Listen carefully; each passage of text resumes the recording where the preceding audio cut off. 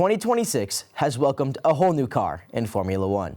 Some racers, like current and youngest ever championship leader Kimi Antonelli, love the new cars and the new regulations, while others, like four-time champion Max Verstappen, might just step away from the sport because of them.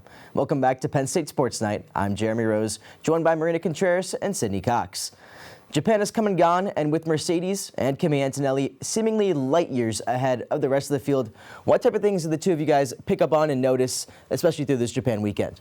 Yeah, I think the first thing from the Japan weekend was Ollie Behrman's crash really stood out. It wasn't something where you look at it and, like a lot of other crashes, and you think, oh, that was just driver error. Yeah. It's not. Like, a driver of that caliber doesn't just go off like that. Sure. It was definitely due to Franco. Franco was clipping, which is a big issue we've seen with these new regulations, and that caused the Oz Behrman to kind of swerve around him, and then that 50G crash, which is insane.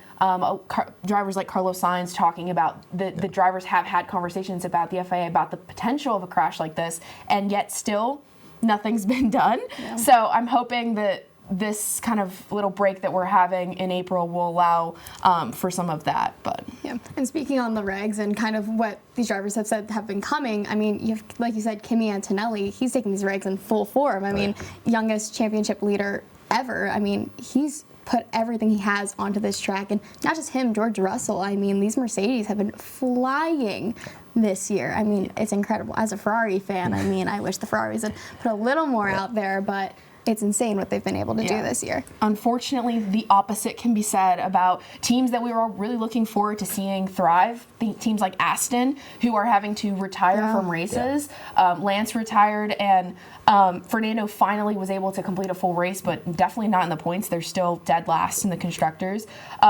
And so they have so much vibrations that they can't even complete a race. It's scary. Yeah. And then you have a driver like Max, who spent the entire race behind Pierre Gasly within 1 second, and because of the way the last corner was working out for Red Bull, could not get past whatsoever. Or you have the McLarens, who they're lucky that they were able to start the races this year. Well, they were able to start a race and finish one. And there you go. This and week. we were at Oscar talking after the race, being like, oh, see what happens when we actually start a race.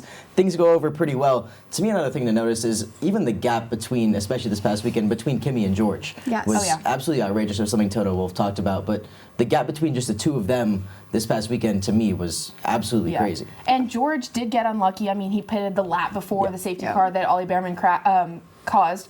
But I think also Kimi has been kind of a standout that people kind of weren't expecting. Yeah. And we'll talk about it, but I think he could show out this season for sure. No, absolutely. And I think it's something that, like, everybody looked to kind of George. I mean, he's somebody that's always kind of been there, and we talked about it before, like, he always sneaks up onto that podium. He's kind of been one of those runners that we always see him, but Kimi, man, like, he is the next coming to Max Verstappen. Like, we've seen it coming. It's phenomenal to watch Toto him race. Wolff's Max Verstappen.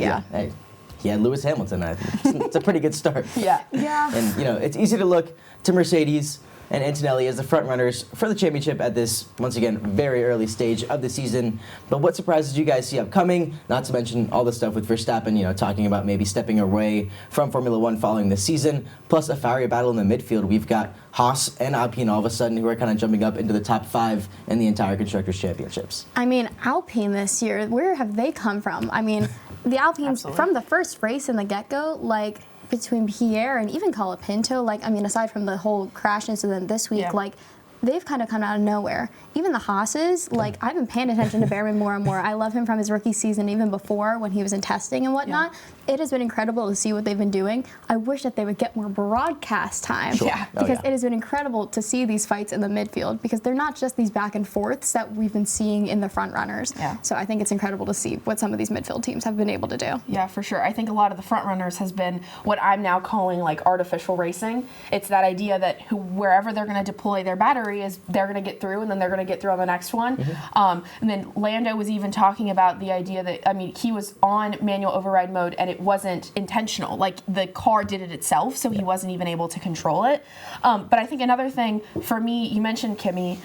For me, the big decision between Kimi and George is going to come when the media finally switches from, oh my God, look, Kimi, he's doing so well, to Kimi is a championship contender. Right. Because the way he deals with that pressure is going to be the ultimate decision maker. Is he going to have a similar season to Oscar Piastri last year, where the beginning of the season is super strong, he builds a little bit of a gap, and then everything goes downhill? Or can he pull out a consistent season? Because like in Europe, the European leg of the races last year, he didn't finish half of them. He barely was in the points.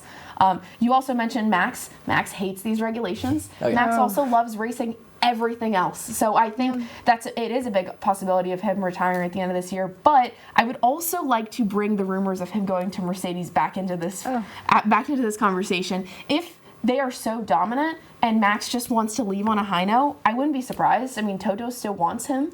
But if George wins the championship, who are you taking out of that team? Even if George doesn't win the championship, still realistically, who do you take out there? I think there's too much going on there to take one of them away. Obviously, always in the picture at the end of the day, especially because Max has the ability to step away from Red Bull following this season. If he's not happy, I think it's by like mid-July. If he's not within like P2, he has a chance to step away, which I don't think we've ever seen from any It's an insane driver. It's not even something that like Lewis had while he was at Mercedes, where if I'm not within the top 2 of the standings by the summer break, I can step away. Yeah. And from a Red Bull perspective, Max doesn't have to let them know until October. Right. So they kind of get double screwed, because if Max does decide to leave, whether that be retiring or going somewhere else, it means that they're scrambling at the very end of the season to figure out who's left, whether that means they're going to bring in a rookie or something else. So I think that will be a really interesting thing to watch. Yeah. And keeping with Red Bull, I think a problem with them right now is there was always that second seat curse. It's not only a second seat curse anymore. Yeah. Red Bull has a problem with both their teams right now, because it's not just Max that's like having little struggles with the car. All 4 of their drivers are like lacking. Yeah. They're performing, but they're all lacking behind these other teams, whether it's Ferrari, whether it's Mercedes, and now it's McLaren too. They are not where they want to be. Yeah. So whether we go into April and they have this block of time where they can fix these regulations, and maybe Red Bull get back some of their juju that we've seen from them in the past, I don't know. But they are not where they want to be. And so let's say Max does decide to leave, which vital possibility at this point. They are screwed not only with the driver, but now they don't have a car that works. So that's terrifying for them. Yeah. It's going to be something fun to watch, and the beauty is we have now this cool month off that's been, unfortunately created. However, it does give a little bit of a reset time. You saw the first 3 races, see how the regulations work, see how the cars are working, see how the drivers are kind of adjusting to them. Obviously, some better than others, both mentally and actually in the cars themselves. And now you kind of have this little reset chance for the FIA to talk things over, figure out what they want to do as we kind of go into those middle summer months. You've got Miami coming up soon, and then you have the entire European circuit that we'll jump over to following a couple races over on this side of the pond, and once again something really cool to look out for. So we've got that month-long break that is here for Formula One after both of those races, as we've already mentioned, in the Middle East were removed from the calendar. Action will resume at the beginning of May for the Miami Grand Prix after an FIA meeting and lots of presumed changes on each car. Enjoy the month off and stay tuned on our socials for more content every week. For Marina Contreiras and Sydney Coxe, I'm Jeremy Rose. Thank you so much for watching. So long, and enjoy your evening. Hey everybody, thanks for tuning into this edition of Penn State Sports Night. For more content like this, be sure to subscribe to our YouTube channel, give us a like, and follow our socials down below. And as always, we are Penn State Sports Night.